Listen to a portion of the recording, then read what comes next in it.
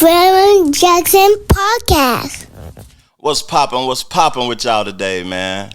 Like, my platform is basically a hip-hop platform where we talk about the artistry of the game and the creativity of rappers and just the culture in totality.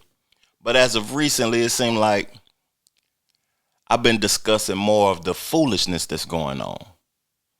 From Fat Joe being counseled, talking crazy about the culture, talking crazy about the FBAs in the black community. From Busta Rhymes talking about black people don't have no culture.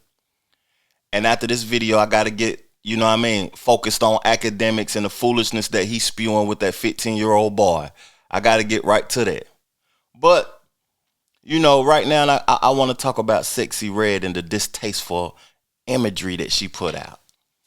The AI created imagery. This is blasphemous behavior. I have never talked about Sexxy Red on my platform. And there's no disrespect to her. I know the culture that supports Sexxy Red, that engage in her artistry, the horror culture, the 304 culture, the slut behavior, the nasty women, the OnlyFans chicks, the tricks, and this is just distasteful imagery right here, man. Putting one of the leaders, the person who fought for civil rights, peacefully protest, the person that, was educated, graduated high school at 15 years old, graduated from Morehouse College at 18 before he was, most people they still be in college when they 17, 18. Still be in high school when they 17, 18 years old. This man had a college degree. Embrace education, and you put this imagery out of Martin Luther King Jr. in the club like he would be interested in you looking like Young Thug. You know what I'm saying? That is just, it's a lot of people disrespecting Martin Luther King, and I just don't like it. I ain't even going to take too much time on this video, but I want to know y'all thoughts in the comment section, real talk, because I just want to further the discussion because, this some dumb shit, man. Why the youth embrace the dumb shit? All the dumb shit is what's making the money. Real talk. But let's see what Bernice King had to say, Martin Luther King's daughter. I'm going to read her tweet to y'all. This is intentionally distasteful, dishonoring, deplorable, and disrespectful to my family and my father, who is not here to respond himself because he was assassinated for working for your civil rights and human rights and to end the war on poverty. Please delete this, shawty.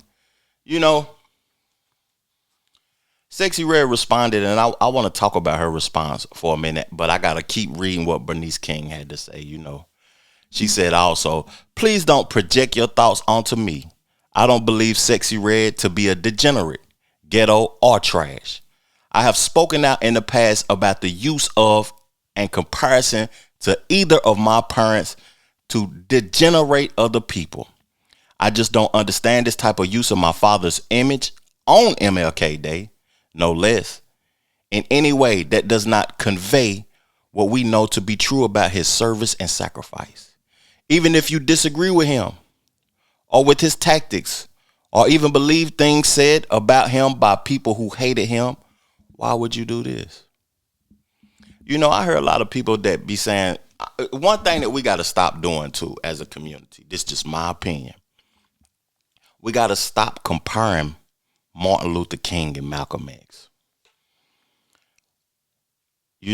Malcolm X stood for totally different things, and I agree with Malcolm X. I love what Malcolm X was talking about.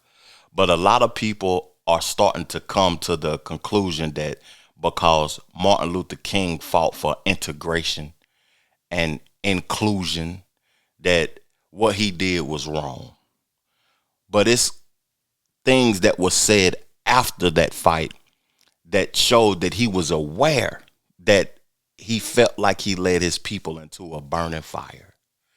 And I just don't like the comparison, us comparing the leaders. They both fought for totally different things. They may have disagreed on some things or whatever, but they fought the good fight. And we need more people doing that in today's climate, because to me, as a FBA brother, as a, representation of the foundation of Black Americans, I feel like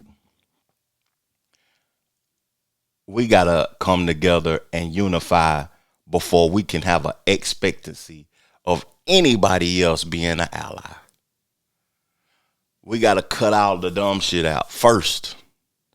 We can be complaining about what other cultures is doing to us. Other cultures are integrating with us, and trying to own our thing. We got to get something that is substantial and don't sell it like we sell our hip hop culture. We sell everything that we create.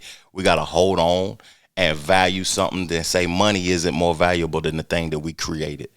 We got to unify first before we have an expectancy of any other culture showing us respect. And we got to stop violence with each other also. That's just my perspective. But let me read Sexy Red's apology, because, I got something to say about this apology too. You ain't wrong. Never meant to disrespect your family. My apologies, she responded to King. Just reposted something I saw that I thought was innocent. Now that makes me think about, like, her perception of things is her perception of things. It's people that I have conversations with that view the world totally different from how I view the world. And at the end of the day, she apologized. It don't mean that I'm going to consume her music.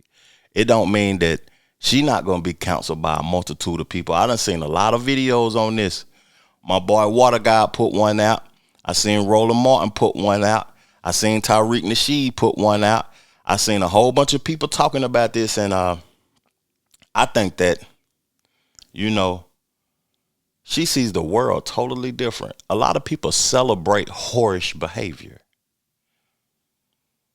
A lot of people celebrate being a part of a gang because they feel like they are creating something with their community. They are doing something positive by uniting in a gang. But I don't look at it like that. Some people see the world totally different from you. You got to acknowledge that and be aware of that, because, she apologized for what she said. Bernice King even said in her response that she don't think that Sexy Red is a degenerate, ghetto, or trash, because that's what people was calling her in Bernice's comment section. She's a degenerate, she's ghetto, she's trash, she's a hoe, she's this, she's that. Everybody see the world differently, man. And it's just weird times, man. But this is something I wanted to talk about too. Carlos Miller from the 85 South Boys. I done seen him on Shannon Sharp's show. I done seen him on Wildin' Out with Nick Cannon and everything. Why did he put this imagery up after he seen the backlash that Sexy Red was getting? Don't let Bernice King see this one. It seemed like he was being an antagonist. He trying to get some attention off of it, thinking that he's being funny by being a comedian. He was actually being insensitive to me with that. And also, that's foul.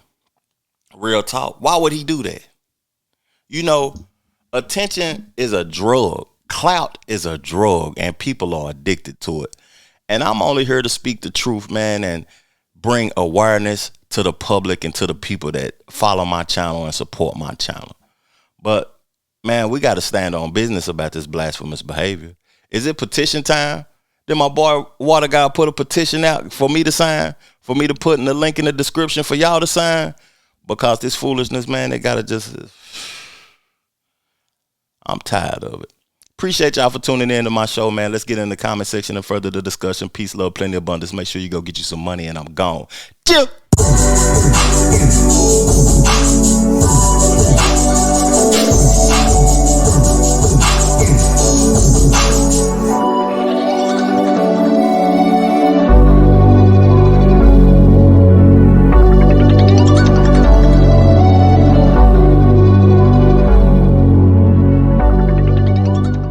The Trevor Jackson Podcast.